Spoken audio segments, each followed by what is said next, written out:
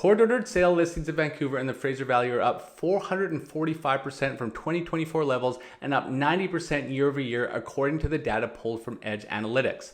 And it gets much worse because some of these properties are transacting at literally half the price they sold for 3 years ago. And the private lender that was supposed to bail these mortgages out just halted redemptions on $1.2 billion in loans. And here's the part that nobody in this industry is connecting yet, because for the sophisticated buyer who knows what they are actually looking at, this is one of the few windows in the last 20 years where the math on a Vancouver purchase generally pencils out for the buyer. Forced selling does drive prices lower in a low liquidity market, and that part is real, but court-ordered sales are not random properties. They are a very specific subset of the market with very specific dynamics, and if you understand those dynamics, you can absolutely benefit from this window without taking on risk you do not understand. In this video, I'm going to walk you through 4 things. Number 1, let me show you the actual numbers because the headline is real and the context matters. Court-ordered sale listings across Vancouver and the Fraser Valley are up about 90% year over year, and they are up 455% compared to 2024 levels, as we mentioned off the top. As of March, there were 231 active court-ordered sale listings across Metro Vancouver, including 134 detached homes starting at around $795,000, and townhomes and condos all the way up to about $910,000 on the high side. The price action on these properties is significantly worse than the broader market.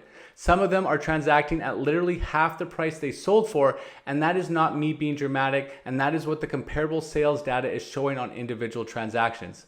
The reason that price dropped so much was not entirely the market. It was a combination of the market softening, the borrower being unable to maintain the property for over a year, deferred maintenance piling up, and the specific timing pressure on the lender to recover capital. When you mix those 4 things together, you do not get a clean comparable sale. You get a unique situation that requires real due diligence on the buyer side.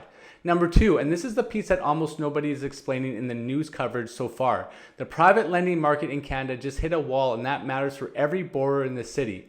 There is a private lender called Mortgage Company of Canada with about $1.2 billion in loans on their books.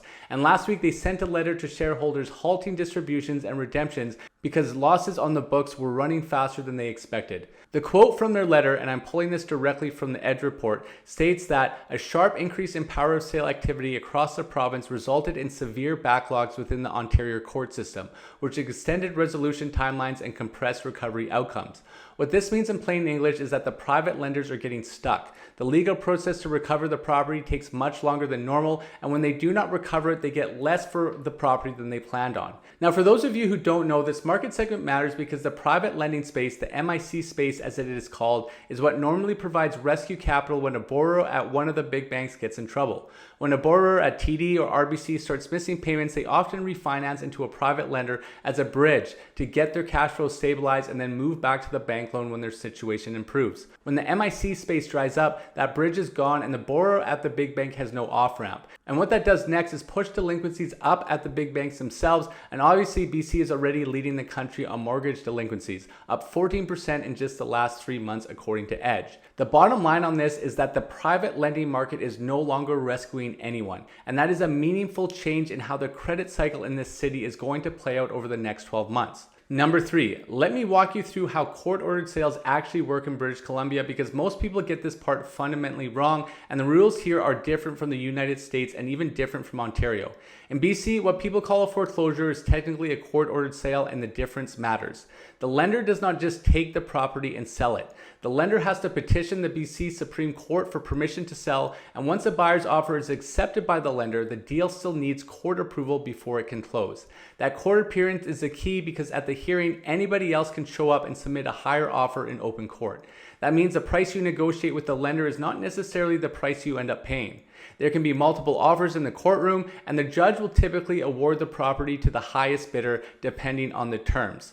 What that means for you as a buyer is 3 things. First, you cannot have subjects on your offer when you appear in court because the judge wants a clean deal, which means your financing has to be locked in advance and your inspection has to be done before the hearing. Second, you need to bring your deposit check to court, usually 5% of your offer, and you need to be prepared to lose to a competing offer at the hearing. And third, the property is sold as is, where is, with no representations and no warranties, which means everything from a leaking roof to an oil tank in the backyard to a stigmatized property history is your problem after closing. Number 4, here is the buyer playbook if you want to actually take advantage of this window, and the homeowner playbook if you are worried about ending up on this list yourself. If you're a buyer, the math on some of these properties is genuinely compelling right now, but you absolutely have to do 3 things before you even look at one. First, you need to get fully pre-approved with a mortgage broker who has done court-ordered transactions before, because not every lender will fund a court-ordered purchase, and you need to know your funder will close on the court timeline. Second, work with a realtor who has actually represented buyers in court-ordered sales, because the offer process, the court appearance, and the diligence checklists are very, very different from a standard transaction. And third, do your due diligence before you write the offer, not after, including the title search, a property condition disclosure if there is one, a professional inspection if they allow you to do one, and a fresh appraisal so you actually know what the property is worth in this current market.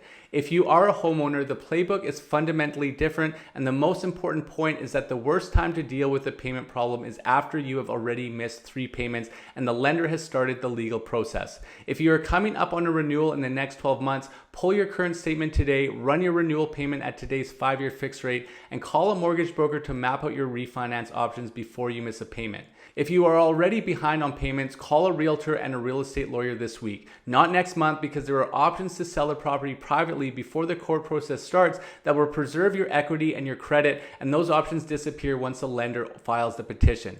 The losers in this part of the cycle are the homeowners who panic in month 1 when they could have built a plan in that same month, and the ones who waited until month 6 when their options were almost gone. Before I take a buyer to look at any court-ordered property, the first thing that we do is ask for that land title search so that we can do our due diligence. The title search is so important. It's the passport of the property, and it gives us the full picture in about 10 seconds of reading.